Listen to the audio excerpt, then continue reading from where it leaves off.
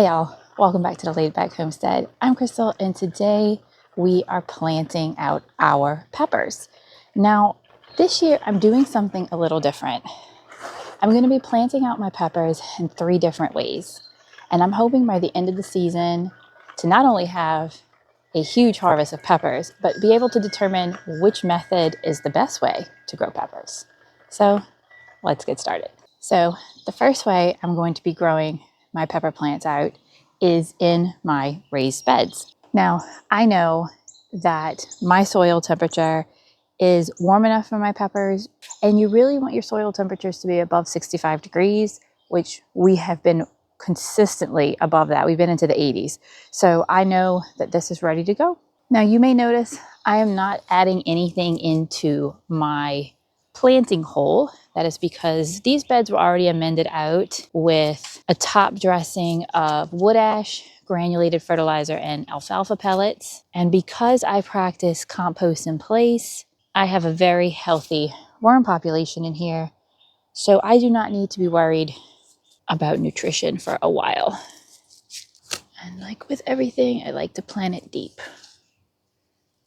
So I have some tester plants that I planted out a couple of weeks ago, and you can see they are doing just fine. No issues here, so I know I'm safe to plant out the rest of my peppers.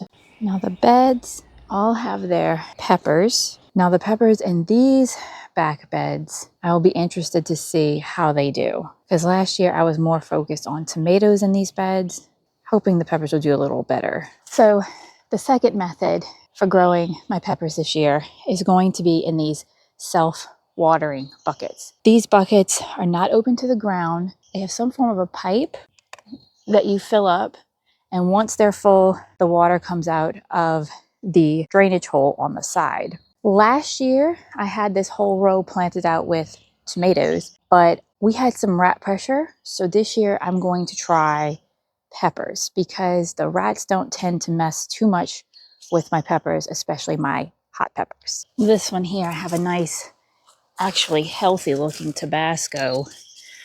A lot of my plants this year struggled, especially my peppers, with germination.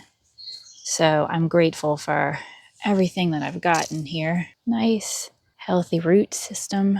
And these buckets were largely neglected over the winter time, so they really needed some TLC. And then once I had pulled all the weeds out, I just did a layer granulated fertilizer, and we topped up the buckets with compost. I really love using these self-watering buckets. They're a game changer, especially in a hot climate like mine. They cut down on how often I have to come out in the summer heat to water, which makes a huge difference. They're also a great option if you have a vacation coming up and don't have someone available to water your plants consistently. I'm really hoping for a great pepper harvest this year, despite a few setbacks, and I'd love your input. What's a bell pepper variety that's been consistently reliable for you? Please let me know down in the comments below. Now, with these buckets, this is the kit from Amazon. You can just water directly into here and it'll fill it up. But because I just planted these plants out and their roots are not established, I'm going to water from the top until it leaks out the bottom. And I always have these linked in my description box below if you're interested in getting these kits. I think they come in a 3-pack, if I remember right, to do 3 buckets. And what I like about the Amazon packs is that they actually have this little green thing here that shows you your water level. So at a glance, if you come out and you're not sure if your reservoir is full, you can look at this and know. And you can see the water coming out the bottom right there. I know we're full up, our reservoir is full up, and our plant be ready to thrive. My one trick, if you do use this method, always make sure your buckets are facing to where you can see the overflow. All right, so we've got a sweet banana, another sweet banana, and a California Wonder, giant Marconi, Tabasco, Poblano, Chinese giant. And I think this is a padrone. And on this side, we have 2 more giant Marconis. And the third way I'm going to grow my peppers is hydroponically, which personally I consider to be the intensive care unit of gardening. I say this because you can take the tiniest of plants, things that are struggling, put them in your system, and in just a couple of weeks, you have this. So now we're going to plant this out, 2 peppers per bucket, giving me 20 pepper plants. For this, I'm just going to lay them out where I want them.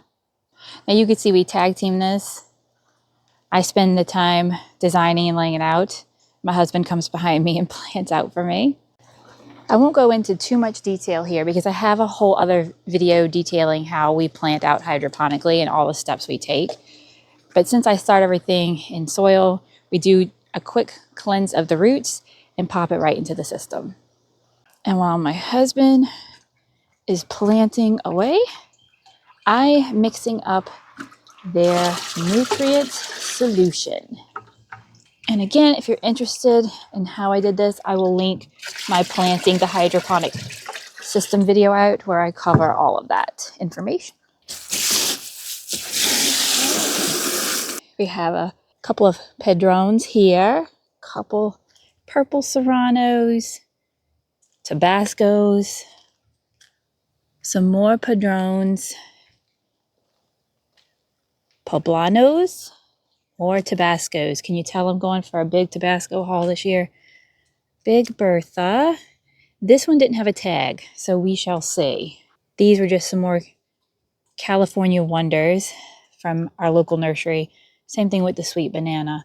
And we have sweet banana here. This is our Scotch bonnet, so we'll see if that does anything. Ozark right here, and that baby in there that's struggling, that's a habanada. I'm not really expecting too much out of that, but we'll see.